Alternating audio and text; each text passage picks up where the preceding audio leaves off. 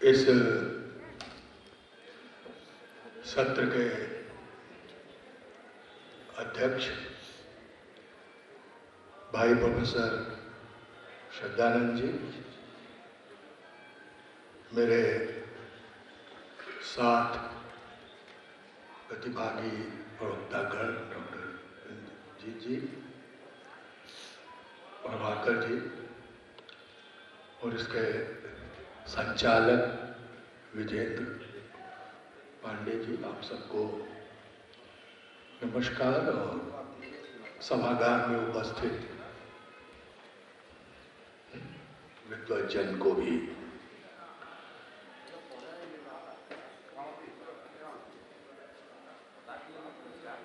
सबसे पहले तो पंडित विद्यानिवास मिश्र के इस जन्मशती वर्ष के अवसर पर मैं उन्हें पुनः पुनः स्मरण करता हूँ। वे हमारी स्मरण रेखा से कभी विच्छिन्न होते नहीं। अभी कल जब इस पर बातचीत हो रही थी तो मैं ये सोचने लगा कि मेरा और उनका संबंध कितना पुराना था। तो जब मैंने जोड़ घटाना किया तो मुझे पता लगा कि वो 52 वर्ष का संबंध रहा। 1973 से उनके निधन तक 2005 तक। प्रत्यक्ष वो संबंध शायद नहीं भी रहा क्योंकि मैं भी बाहर रहा, लेकिन उनसे मिलना बराबर होता रहा, उनसे बातचीत बराबर होती रही, उनका मार्गदर्शन बराबर मिलता रहा। और वो जो प्रगाढ़ता है वो आज भी बनी हुई है। मैं भैया कहता हूँ डॉक्टर दयानिधि मिश्र जी के स्नेह से वो तंतु और भी मजबूत लगता है और महसूस होता है। पंडित जी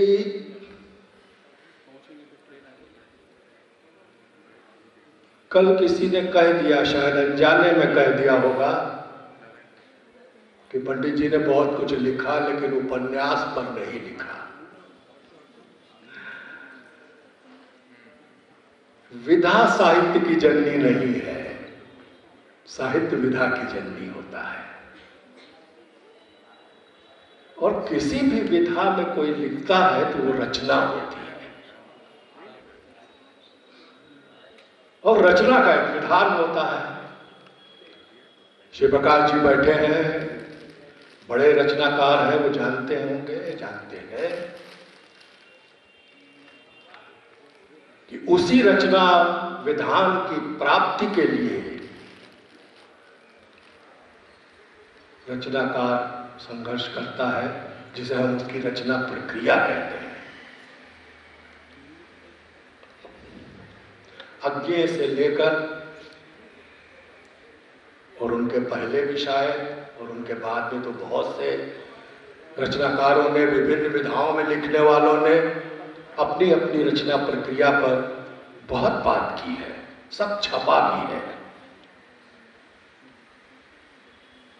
अभी इंदिवर जी का तो बड़ा भारी विषय है।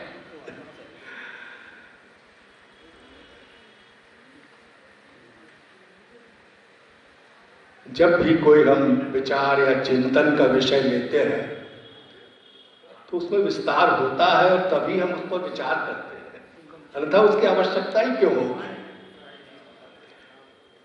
जितना ही गहरा, जितना ही विस्तृत विषय होगा वो हमारे सामने उतनी ही बड़ी चुनौती बनकर खड़ा होता है। और हमारा आपका काम होता है उस चुनौती का सामना करना।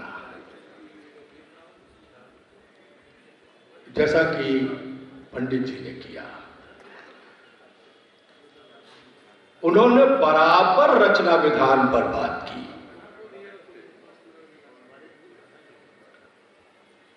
चाहे वो मूलतः कविता के रचना विधान पर हो,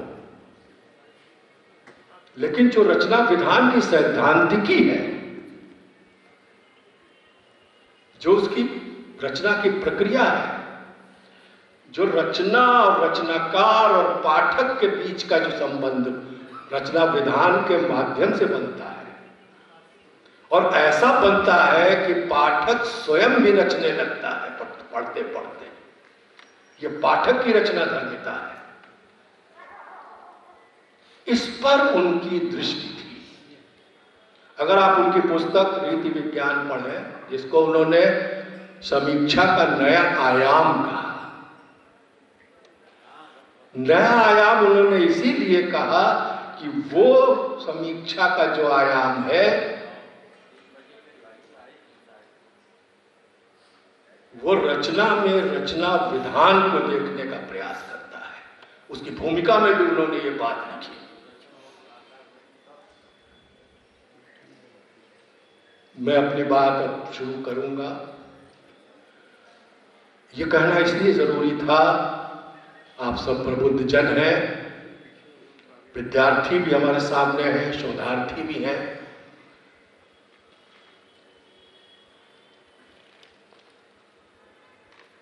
कि क्या कहा जाए, ये तो बहुत महत्वपूर्ण है। उसे हम वस्तु कहते हैं। उससे भी ज्यादा महत्वपूर्ण है कैसे कहा जाए, जिसे हम रूप कहते हैं। रचना रूप से बनती है।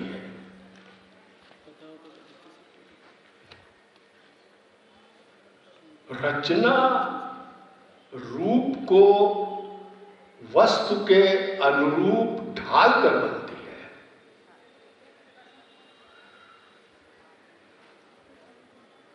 इस ढलान को देश विदेश के आलोचकों ने बहुत से नाम दिए हैं। पंडित जी ने इसे संगठन कहा। ऑर्गेनाइजेशन अंग्रेजी का शब्द है। सामान्य जो लोग हैं, बहुत से आलोचक, वो गठन शब्द का प्रयोग करते हैं। आप यहां गठन और संगठन, इसके भेद को भी देख सकते हैं। ऐसा गठन जो समीचीन हो, वो संगठन है। समीचीन यानी अनुभूति के अनुरूप। तीन बातें पंडित जी ने इसमें उठाई हैं। दो की मैंने अभी आपसे बात की, वस्तु और रूप, और तीसरी चेतना। प्रायः रूप और वस्तु के अंतर संबंध की बात तो हम बहुत कम करते ही हैं। प्रायः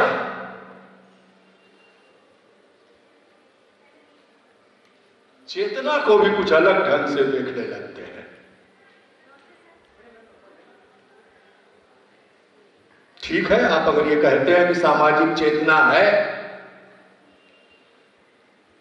तो यह भी देखना होगा कि उस सामाजिक चेतना को या उस सामाजिक चेतना के किसी रूप और उपरूप को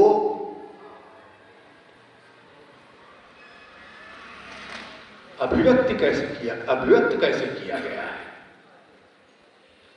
वही रचना की शक्ति है। वस्तु बहुत महत्वपूर्ण है, बड़ा धांसू है, और अभिव्यक्ति बिल्कुल छूछी है। बड़े से बड़े रचनाकारों की अभी मैं नाम लूंगा, वो उपन्यास कहीं ठहरे नहीं। और जहां दोनों का संगठन हुआ, पंडित जी की शब्दावली में, वहां वो रचनाएं कालजयी बन गई। और हम उसी रचना विधान की बात करने जा रहे हैं। अभी पहले उपन्यास की बात हुई,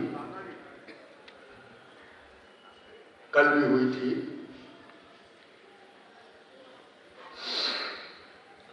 हम समझते हैं कि अगर हमने गोपाल राय को, रामचंद्र शुक्ल को या किसी बड़े इतिहासकार और आलोचक को उद्धृत करके ये कह दिया कि उन्होंने ये कहा था कि पहला उपन्यास परीक्षा गुरु है, या उन्होंने कहा था कि यह है,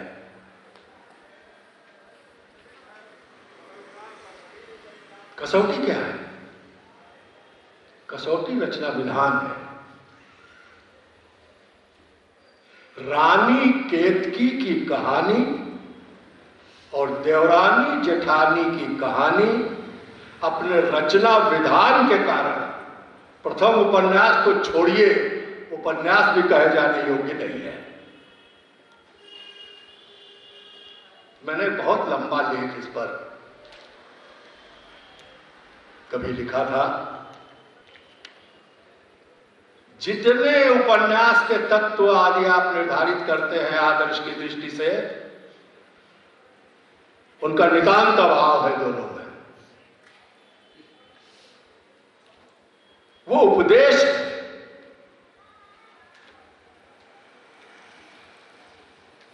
बाकी बचते हैं दो, भाग्यवती, परीक्षा गुरु। भागवती का रचना विधान अभी दीवर जी ने भी संकेत किया, बहुत गठा हुआ है। उसमें घटनाएं हैं, परिवेश है, वार्तालाप है, कुछ ऐसी स्थितियां भी हैं जो थोड़ा सा उस समय उतना शायद वो प्रचलन में न रहा होगा, मोड़ आते हैं कुछ कथा के बीच में। सुसंगठित, पंडित जी के शब्द को फिर मैं इस्तेमाल कर रहा हूं। परीक्षा गुरु जिसे शुक्ल जी ने, फिर मैं उनको भी कोट कर रहा हूं, उनका ही अपने तरह का मौलिक उपन्यास है और इसलिए भी इसका मैं महत्व समझता हूं कि यह अंग्रेजी और बंगला उपन्यास की परिपाटी से भिन्न हिंदी की अपनी परंपरा का उपन्यास है। परीक्षा गुरु थोड़ा बड़ा है, इसलिए उसमें फैलाव हो गया, इसलिए उसमें कुछ त्रुटियां भी आ गई। उपदेश जो देवरानी जेठानी आदि में थे वो यहां भी घुस आए। तो इसलिए रचना विधान की दृष्टि से परीक्षा गुरु भाग्यवती से द्वयम श्रेणी का होता है। रचना विधान की दृष्टि से भाग्यवती को पहला उपन्यास माना जाना चाहिए और माना गया है। कई आलोचकों ने उसको ये बात कही। अब उसके आगे मैं बढ़ूंगा और बहुत एक खाका आपके सामने खींचूंगा बहुत जल्दी से। चित्र बनना चाहिए।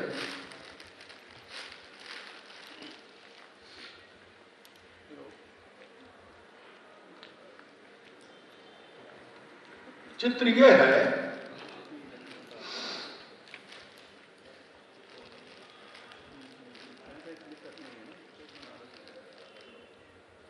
कि बहुत अपना कोई मत न देकर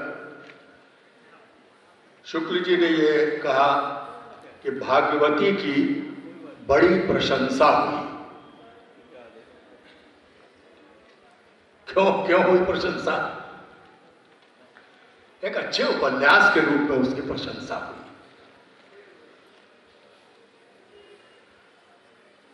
अब देखिए, वातावरण, परिवेश, संवाद योजना, घटनाक्रम, घटना में मोड़, ये सब चीजें भाग्यवती और परीक्षा गुरु में एकत्रित हो गई थी। अब रचना विधान की दृष्टि से इनका परिमार्जन शुरू होता है। कई लोगों ने इसे रचना विधान की दृष्टि से प्रयोग काल कहा, लेकिन एक प्रश्न उठा बीच में, ये जब इतना स्वरूप बन चुका था रचना विधान का, तो ये अचानक जो सामाजिक सरोकार थे वो लुप्त कहां हो गए, और ये हम अय्यारी जासूसी के चक्कर में कहां फंस गए। देवकीनंदन खत्री कहां से प्रकट हो गए अचानक, और ये सब परीक्षा गुरु और भाग्यवती वाली परंपरा बनते बनते बनते बीच में अटक गई।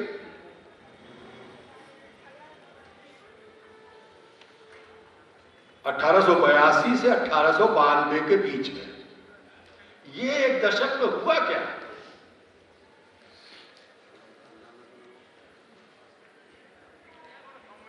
ऐसा कुछ अजूबा नहीं हुआ। खत्री जी ने कहा कि हमारे पहले जो उपन्यास लिखे गए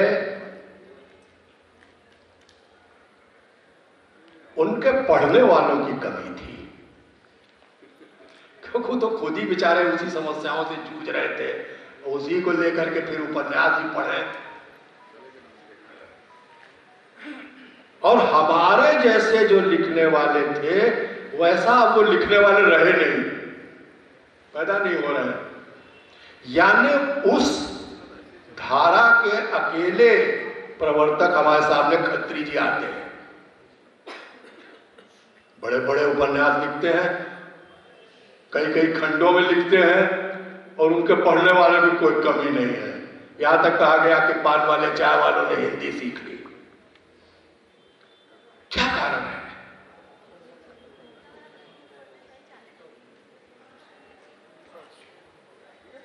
कारण यह है कि उनका रचना विधान बहुत पक्का हुआ। कहानी कैसे कहनी है, किस बात को कैसे सुनाना है, कहां पर ले जाके मोड़ दे के छोड़ देना है, कहां से फिर आगे ले जाना है।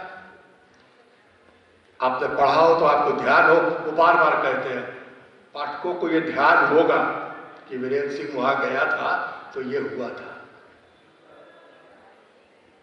और उन्होंने उन खंडों को नाम दिया है बयान, बयान 1, बयान 2, बयान 3, 50-50, 60-60, 70-70 बयानों में चंद्रकांता चंद्रकांता संतति चलता है।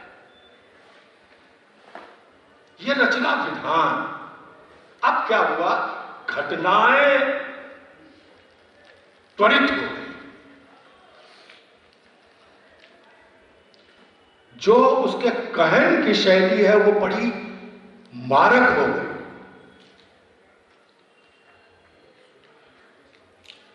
हिंदी जो उसके पहले चारों उपन्यासों में लड़खड़ा रही थी, अभी दियो जी ने कहा कि उसको भाई बहुत सी चीजें नहीं कह पा रहे थे, वो उछलने लगी, बचलने लगी, दौड़ने लगी, भागने लगी, और इसी बीच में प्रकट हो गए किशोरीलाल गोस्वामी। एक खत्री जी से भी बहुआयामी रचना विधान लेकर उन्होंने ऐतिहासिक उपन्यास भी लिखे, तेजस्वी अय्यारी भी लिखे, जासूसी भी लिखे, सबसे ज्यादा लिखे सामाजिक 64 उपन्यास। और शुक्र जी ने कहा कि ऐसे उपन्यासकार हैं जिन्होंने उपन्यासों का ढेर लगा दिया।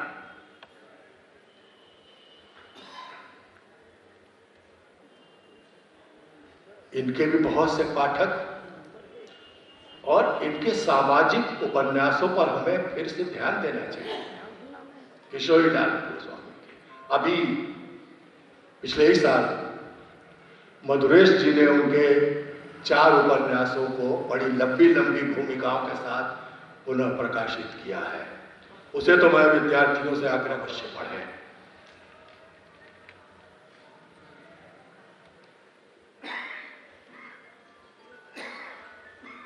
शुक्र जी को कोट कर रहा हूं, गोस्वामी जी के बारे में। इनके उपन्यासों में समाज के कुछ सजीव चित्र, वासनाओं के रूप रंग, चित्ताकर्षक वर्णन, चरित्र चित्रण भी अवश्य पाया जाता है। एक बात मैं यहां जोड़ूं,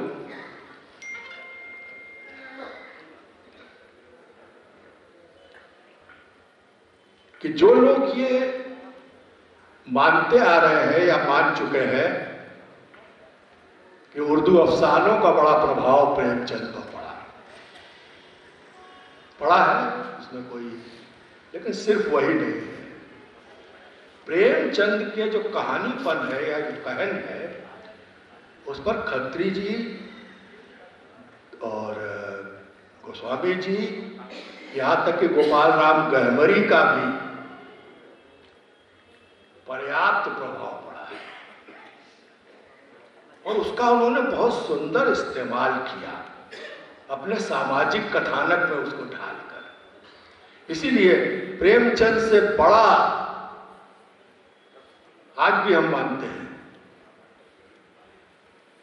प्रवाह बड़ी भाषा लिखने वाला नहीं मिलता, क्योंकि उन्होंने अपना जो आदर्श है, जो अपना जिसको कहते हैं आपकी धरोहर है, वहां से चीजें खींची, उर्दू से भी खींची, लेकिन ज्यादा यहां से खींची।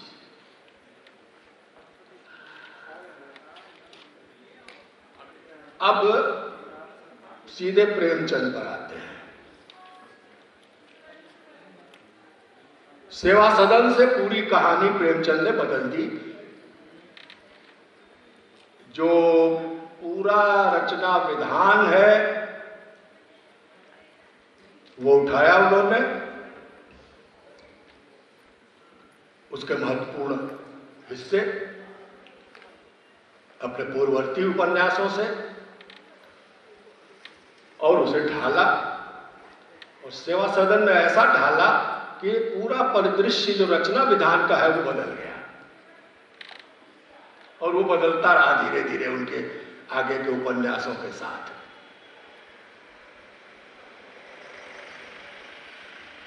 मैंने इसमें एक चीज दी है, बहुत ज्यादा तो उसमें कहूं तो बहुत ज्यादा हो जाएगा। केवल एक ज्ञानेंद्र कुमार का इंटरव्यू है जो प्रेमचंद का उन्होंने लिया था, तो उसमें उन्होंने पूछा कि भाई आप लिखते हैं तो आप क्या आपका मंशा होती है, क्या अभिप्रेत होता है? तो उनका एक ही अभिप्रेत है, धन से दुश्मनी।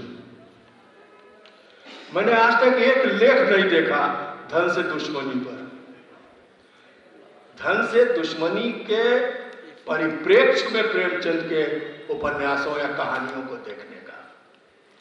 सारा कथा साहित्य प्रेमचंद का धन की दुश्मनी पर है। कोट तो नहीं दूंगा, बहुत लंबा है, लेकिन उसका तात्पर्य यह है कि धन ही वो चीज है जो भाई भाई को लड़ाती है, जो पड़ोसी के साथ द्वेष उत्पन्न कराती है, परिवार में कलह कराती है, हमारे आत्मा को कलुषित करती है, और हम न समाज का हित सोचते हैं न देश का हित सोचते हैं। ये धन वो डायन है, और आप उठा के देख लीजिए, प्रेमचंद का सारा कथा साहित्य इसी धन की दुश्मनी पर केंद्रित है। पात्र गढ़े जाते हैं, घटनाएं गढ़ी जाती हैं, कहानी बनाई जाती है, लेकिन वो धन का जो पक्ष है उसे आप पूंजीवाद कह लीजिए, औद्योगिक कुछ भी कहिए, कोई फर्क नहीं पड़ता। रचना विधान में प्रेमचंद ने धन की दुश्मनी को पिरोया। एक बात, दूसरी बात, प्रेमचंद ने एक फिक्शनल लैंग्वेज बनाई। उनके पहले फिक्शनल लैंग्वेज बनाने वाले पैदा नहीं हुए। बहुत बड़ा काम है प्रेमचंद का, रचना विधान को परिवर्तित कर देना या और आगे ले जाना और एक फिक्शनल लैंग्वेज बना देना। हम लोग बार बार कहते हैं बड़ी मुहावरेदार भाषा है प्रेमचंद की। कई लोगों ने तो मुहावरेदार भाषा के चक्कर में प्रेमचंद के कहानी उपन्यासों से मुहावरे छांट कर सूची बना दी, इतने प्रभावित हो गए। यहां मुहावरेदार भाषा का तात्पर्य है फिक्शनल लैंग्वेज, जिसे हम ऐसी उक्तियां भी कह सकते हैं जो मुहावरे का काम करती है। कफन में एक वाक्य आता है, यीशु माधव से कहता है, अरे मैं भी तेरे जैसा पट्टा था। अब ये जो आपको अभिव्यक्तियां मिलती है प्रेमचंद, ये मुहावरे एक्चुअली नहीं है उस अर्थ में, प्रोवर्ब के अर्थ में। ये जो मुहावरेदानी है, जो फिक्शनल लैंग्वेज के फ्लो को हमारे सामने रखती है, वो। और आगे तो आप जानते हैं कि इस रचना विधान को ढेर हमारे उपन्यासकारों ने इस्तेमाल किया। अमृतलाल नागर हो, भगवती चरण वर्मा हो, यहां तक कि राग दरबारी हो, यहां तक कि कुरु कुरु स्वाहा हो मनोहर श्याम जोशी का। तो ये जो प्रेमचंद का रचना विधान दिया हुआ है, ये दूर तक काम करता रहा। और आज भी हम कहते हैं कि उस रचना विधान की सीमा तक कोई पहुंच नहीं पा रहा है।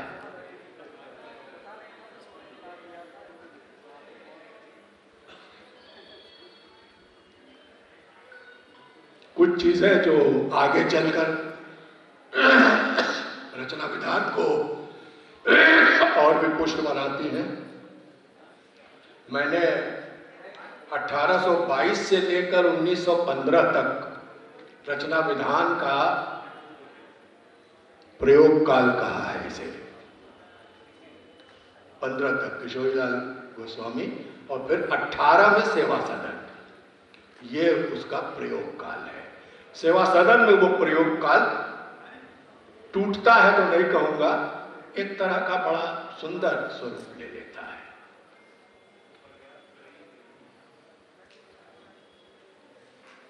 एक हमारी विडंबना और भी है, हमारे 3 कवि बहुत अच्छे उपन्यासकार हुए रचना विधान की दृष्टि से, लेकिन हमने शायद उनको कवि के रूप में देखने के कारण उनके उपन्यासों की ओर बहुत ध्यान नहीं दिया। आप हमारे जो प्रबुद्ध जन है वो जानते हैं कि हम प्रसाद के कंकाल और तितली पर बात बहुत कम सुनते हैं। प्रेमचंद ने हंस में इन दोनों पर समीक्षाएं लिखी थी। हम निराला की अप्सरा और कुल्ली भाट पर भी ध्यान नहीं देते। एक वर्ग की कहानी कहता है, एक दूसरे वर्ग की कहानी कहता है। दोनों का रचना विधान अद्भुत है। अप्सरा को तो मैंने तुलना की थी कि अप्सरा की जो नायिका है कनक, उसकी प्रेमचंद के गोदान की मालती से। कनक तो स्टेज पर नाटक भी खेलती है, पढ़ी लिखी लड़की है। खैर वो एक अलग मुद्दा है, लेकिन ये कि हमने इनकी अवहेलना कर दी है। नागार्जुन, वरुण के बेटे और बाबा बसेतर नाथ, मैं उसके रचना विधान पर बात करूं तो खत्म नहीं हो। इतना सुंदर संगठन है वरुण के बेटे पर मैंने काम किया, एक एक दृश्य चाक्षुष है। और जैसे सिनेमा में कट होता है एडिटिंग में, वैसे कट्स है उसमें। एक कट होता है, दूसरा शुरू होता है, एक कट होता है, तीसरा शुरू होता है, और आपको पीटता है, हॉन्ट करता है। और ये 6 के 6 उपन्यास भीड़ में खो गए। हम बैठे देख रहे हैं,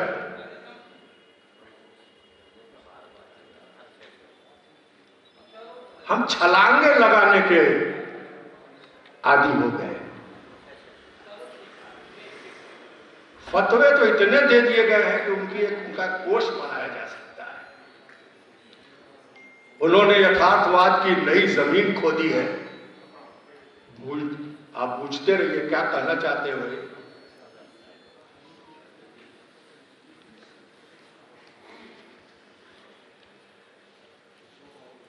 हमें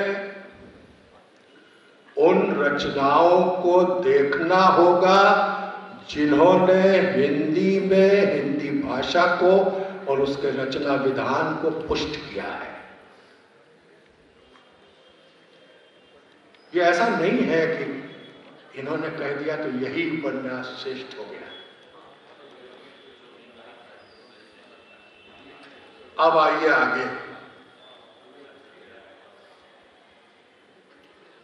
यहां मैं एक बात अपनी कह दूं एक वाक्य में कि मेरी दृष्टि में उपन्यास के इतिहास का विकास मूलतः उपन्यास के रचना विधान में परिवर्तन का इतिहास है। और यही जो मैं आपसे बातें कर रहा हूं, यही वाक्य इसका केंद्र बिंदु है। फिर से कह देता हूं, उपन्यास के इतिहास का विकास मूलतः उपन्यास के रचना विधान में परिवर्तन का इतिहास है। हम लोग तो इसको अब भाषा के विकास से भी जोड़ के देखने की कोशिश कर रहे हैं। प्रेमचंद के बाद थोड़ा सा इशारा कर देता हूं, बहुत रचना विधान की दृष्टि से ये ध्यान रखिएगा।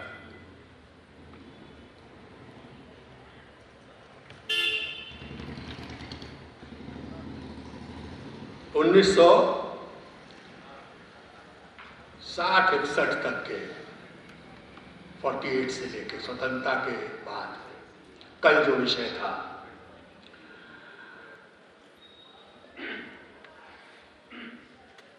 मैंने रखा है मैला आंचल, बूंद और समुद्र, उखड़े हुए लोग, राजेंद्र यादव का, परती परी कथा, सती मैया का चौरा, भैरव प्रसाद गुप्त का, भूले बिसरे चित्र, भगवती चौधरी वर्मा का अपने अपने अजनबी, अज्ञे का, सारा आकाश राजेंद्र यादव का, और अंधेरे बंद कमरे मोहन राकेश, जिसे हम माइल स्टोन्स कहते हैं। कथानक की दृश्य हो न हो,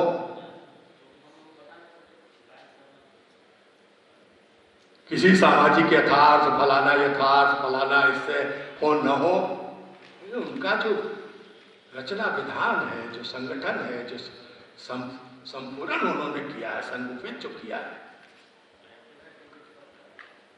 और उसके आगे मुर्दा घर 74,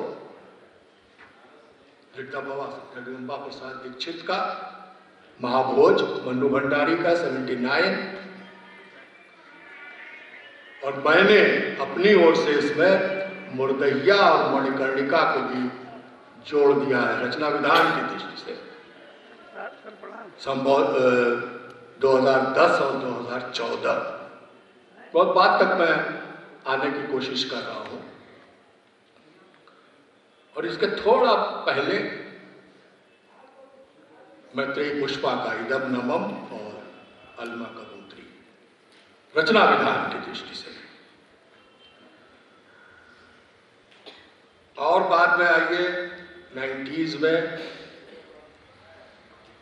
तो मैंने कृष्णा सोबती के समय सरगम को रखा है। 2000 का है ये। अद्भुत कथानक की दृष्टि से भी अद्भुत। दो वयोवृद्ध स्त्री पुरुष की प्रेम कथा है। दोनों अकेले हैं, दोनों के बच्चे कहीं और रहते हैं, पार्क में घूमते हैं, मिलते हैं। वो कृष्णा सोबती ही इतना बोल्ड, जिसको आप कहते हैं, विषय पर लिख सकती थी और इतना सुंदर रचना विधान में बांध कर लिख सकती थी। 6-6 पंक्तियों के स्टैंजा है उसमें, कविता की तरह। सुरेंद्र वर्मा का मुझे चांद चाहिए 2011, जिसमें सारा आप चलें सेवा सदन की नायिकाओं से लिए दिए तो आपको यहां उस नायिका का एकदम उसके आगे का रूप मिलता है। विनोद कुमार शुक्ल का दीवार में खिड़की रहती थी और इधर ज्ञान चतुर्वेदी का के 3 उपन्यास, नरक यात्रा, हम न मरब और स्वांग। उन्होंने खुद उसे उपन्यास त्रयी कहा है। अद्भुत रचना विधान। अंत करता हूं।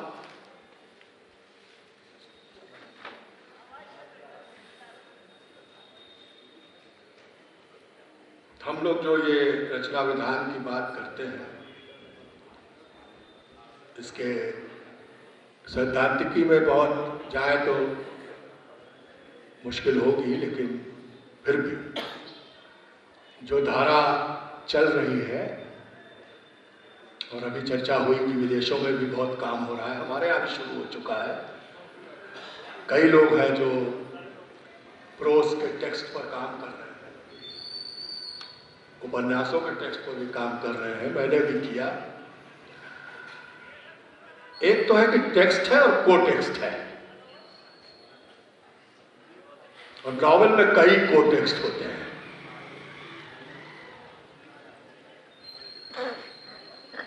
गोदान शायद इसलिए भी पूरी तरह नहीं पढ़ा जा सका है कि हमने को टेक्स्ट वाले हिस्से को छोड़ दिया।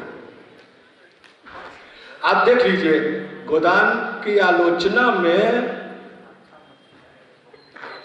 हमें जो राय साहब हैं, उनके पुत्र और पुत्री की कोई चर्चा नहीं मिलती। उनका एक पुत्र भी है, उनकी पुत्री भी है, विवाहित है, और वो बहुत बड़ी बातें उन दोनों पात्रों के माध्यम से कहते हैं, लेकिन हमारी आलोचना से ये दोनों गायब हुआ है। तो जब तक हम कोड टेक्स्ट को लेके नहीं चलेंगे, चाहे वो हमारी दृष्टि में कितना ही महत्वपूर्ण न हो, लेकिन हमें रचना विधान की दृष्टि से उसको देखना पड़ेगा। दूसरी है फोर ग्राउंडिंग। इसके लिए 2 उपन्यास पर मैंने काम किया, तमस और अनाम दास का पोथा। फोर ग्राउंड करते हैं। तमस का एक उदाहरण दूं आपको। सुअर मार दिया जाता है और मस्जिद के सामने फेंक दिया जाता है। मारता कौन है? डत्थू। और फिर वो शहर में दंगा होता है, आग लगती है, और ये जो डत्थू का जो डर है कि हमारे कारण ये हो गया, ये 15वें पेज से 136 पेज तक इस बात को अलग अलग शब्दों में, अलग अलग अभिव्यंजनाओं में, जिसको हमने अभी आपसे प्रोवर्बियल या फिक्शनल लैंग्वेज कहा, उसमें भी कहानी कहते जाते हैं। ये फोर ग्राउंडिंग है। हिंदी में हम लोग इसको दृढ़ीकरण कहते हैं। दृढ़ करना आपके अंदर, जो उसका फोकल पॉइंट है, उसको बार बार लाके आपके सामने अलग अलग अलग अलग उसके बिंब खड़े करना। फिर डिस्कोर्स है। मोनोलॉग पर हम बहुत कम बात करते हैं। एक आलाप खूब है उपन्यासों में भी, नाटकों में ही नहीं होती। डायलॉग ही है, विवरण है तरह तरह के। बाणभट्ट की आत्मकथा का विवरण गजब है। टेक्स्ट प्रोसेसिंग जो सूखा पत्ता में है, सूखा पत्ता का भी बहुत कम नाम लिया जाता है अमरकांत का, लेकिन अगर आप उसको टेक्स्ट प्रोसेसिंग की तरह देखेंगे, अद्भुत उपन्यास है जिसमें पात्रों के नाम से खंड लिखे गए हैं। बलिया शहर उसका केंद्र है। और जो टेक्सचर की दृष्टि से है, पंडित जी कहते थे कि भाई दो तरह से आप रचना को देखिए। एक में रचनाकार क्या करता है, मंथन करता है, मंथन कविता में होता है, और जो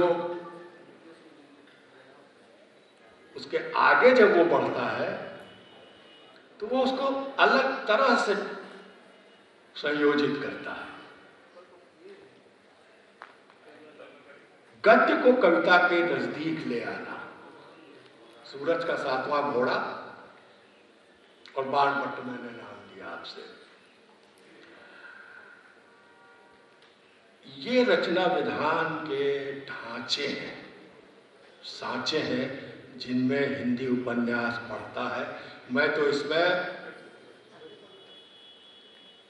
कुशवाहा कांत और प्यारेलाल आवारा को भी जोड़ना चाहता हूं। मैंने कुशवाहा कांत पर एक लेख लिखा, लोगों ने बड़ी चीचा लेदर की कि ये साहित्य में कहां से आ गए। नहीं, रचना विधान देखिए, लाल रेखा पढ़िए कुशवाहा कांत की, आपको पता लगेगा कि कैसे उपन्यास के द्वारा पाठक को बांधा जाता है। तो उपन्यास वास्तव में पाठक को बांधने वाली विधा है। जरूरी यह है कि रचनाकार उसके रचना विधान के प्रति सतर्क और सजग हो, और हिंदी में हमारे उपन्यासकारों ने ऐसा किया है, हमें उस पर बस काम करने की जरूरत है। नमस्कार।